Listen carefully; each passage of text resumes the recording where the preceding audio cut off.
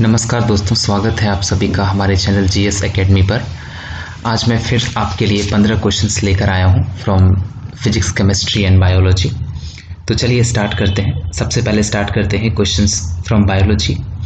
That binary fission is found in, binary fission इनमें से किस में पाया जाता है? A amoeba, B paramecium, C planaria, D all of this. तो सभी में बाइनरी फिजन देखा गया है, तो correct answer is D, that is all of this. Okay, now second question from biology. In sexual reproduction, offspring resemble the parents. Sexual reproduction में offspring कैसे resemble करते हैं अपने पेरेंट्स से? A structurally but not functionally, B functionally but not structurally, C both structurally and functionally, D neither structurally nor functionally. तो इसमें होगा option B is correct, that is functionally but not structurally. Okay, functionally but not structurally. Function से तो वो resemble करते हैं but structurally वो resemble नहीं करते हैं। Now third question from bio. What is true in the process of fertilization? fertilization के process में सही क्या है? Only one sperm reaches the egg and enters it. सिर्फ एक ही sperm egg तक पहुंचता है और उसके अंदर जाता है, प्रवेश करता है। B, the entry of sperm activates the egg from completing meiosis. क्या sperm जब enter करता है तो eggs activate हो जाते हैं, मीन्स मियोसिस कंप्लीट हो जाता है।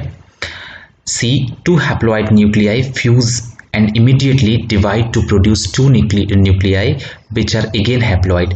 क्या दो हैप्लॉइड न्यूक्लियाई आपस में फ्यूज करते हैं? दो हैप्लॉइड न्यूक्लियाई का यहाँ बात हो रहा है, मतलब एक ओवा और एक स्पर्म, ठीक है, दोनों हैप्लॉइड होते हैं। और ये बोल रहा है divide to produce two nuclei. क्या डिवाइड होने के बाद फिर वो प्रोड्यूस दो न्यूक्लियाई प्रोड्यूस करते हैं जो कि फिर से हैप्लॉइड होता है? नहीं, ऐसा बिल्कुल नहीं होता है। ये option D, only the acrosomes of the sperm enter the egg. क्या सिर्फ स्पर्म का एक्रोसोम ही एंटर करता है एग के अंदर?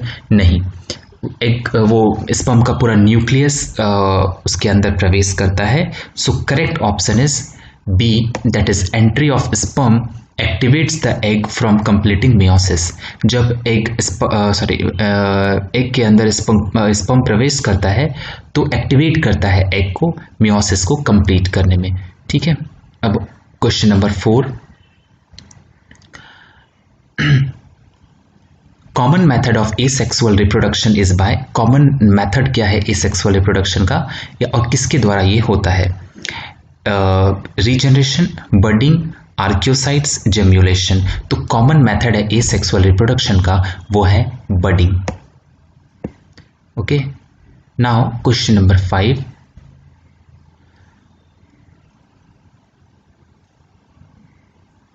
on fertilization of egg nucleus with sperm nucleus, first maturation is completed, second maturation is completed, embryo is formed, D, first polar body is formed. So correct answer is C, embryo is formed. जब fertilization होता है means egg और जो है sperm का nucleus जब meet करता है तो जाइगोट फॉर्म करता है और बाद में फिर वो एम्ब्रियो बनाता है। So correct option is C. Okay, अब हम बढ़ते हैं दूसरी क्वेश्चंस, केमिस्ट्री के क्वेश्चंस की तरफ। तो फर्स्ट क्वेश्चन ऑफ केमिस्ट्री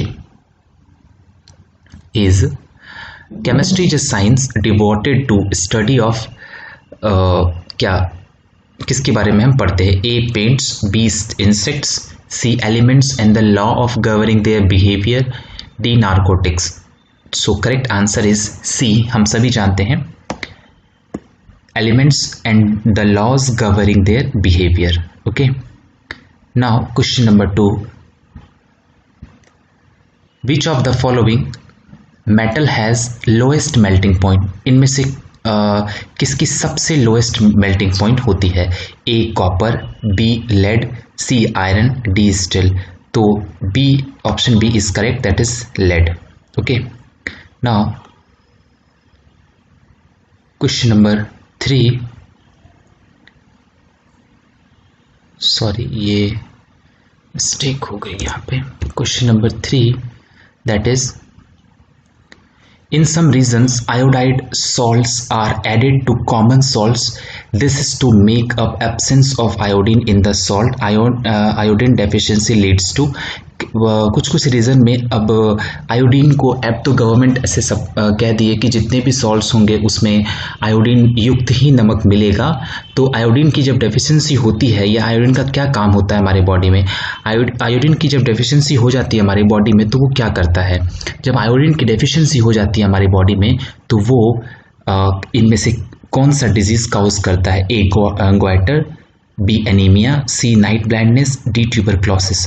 तो option A is correct, that is goitre. अगर आयोडीन की कमी हो जाए हमारे शरीर में तो गले के पास फूल जाता है, घेंघा रोग भी कहते हैं।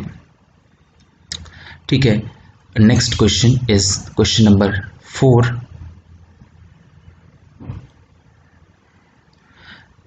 A burning candle gets extinguished when covered with a tumbler because burning candle कैसे क्यों बुझ जाती है जब उसे ग्लास से ढक दिया जाता है? तो A, there is lack of nitrogen near the candle, B, there is a vacuum near the candle, C, there is a lack of oxygen near candle, D, there is a contaminated atmosphere near the candle.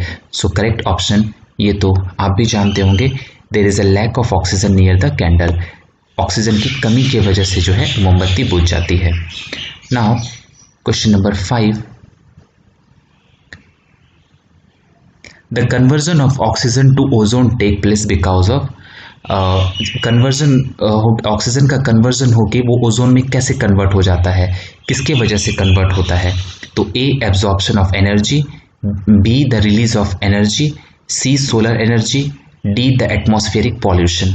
So correct option होगा इसमें A, that is absorption of energy. Energy को absorb करके, ये UV rays को mainly absorb करके जो nascent oxygen होते हैं, मीन्स सिर्फ एक ऑक्सीजन का एटम, वो जाके जो ऑक्सीजन एटम मॉलिक्यूल जो होते हैं उससे जाके फ्यूज कर जाते हैं और जो है वो ओजोन का फॉर्मेशन करते हैं। सो correct option is a. Now the question of physics, number 1, gamma rays can cause, gamma rays इसमें से क्या करती है? A, gene mutation, B, sneezing, C, burning, D, fever। तो करेक्ट आंसर इसका क्या होगा ये बताइए। तो सबसे पहले है जीन म्यूटेशन, ये जीन म्यूटेशन करता है, ना ही ये स्नीजिंग करता है, स्नीजिंग मतलब छींक, ना ही ये जलन करता है, ना ही ये फीवर होता है। तो ये करेक्ट आंसर क्या है? A, that is gene mutation. Now second question from physics, the substance which conducts current in the solid state, इनमें से कौन से सब्सटेंस जो कि सॉलिड स्टेट में करंट को कैरी करता है, कंडक्ट करता है? ए, डायमंड, बिल्कुल नहीं, B, graphite, C, iodine, D, sodium chloride. तो करेक्ट ऑप्शन होगा इसका B, that is graphite. Okay, ये एलोट्रॉप्स है कार्बन का। ठीक है, now question number 3, which set of condition represent the easiest way to liquefy a gas? A low temperature and high pressure, B, high temperature and low pressure, C, low temperature and low pressure, D, high temperature and high pressure. So correct answer is A, that is low temperature and high pressure. Okay, तो 3 का A होगा, that is low temperature and high pressure. Okay, now fourth question from physics, what is the color of light related to?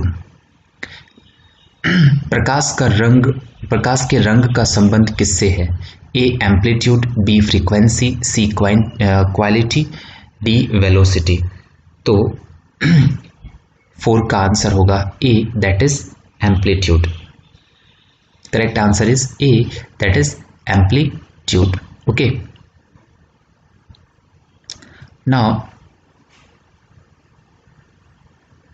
Question number 5, that is What is the principle or law explains the working of hydraulic brakes in automobiles? Automobiles में जो hydraulic breaks होता है वो किस principal या law पर काम करता है? तो वो correct option is C, that is Pascal's law. Okay, correct option is C, that is Pascal's law. Thank you.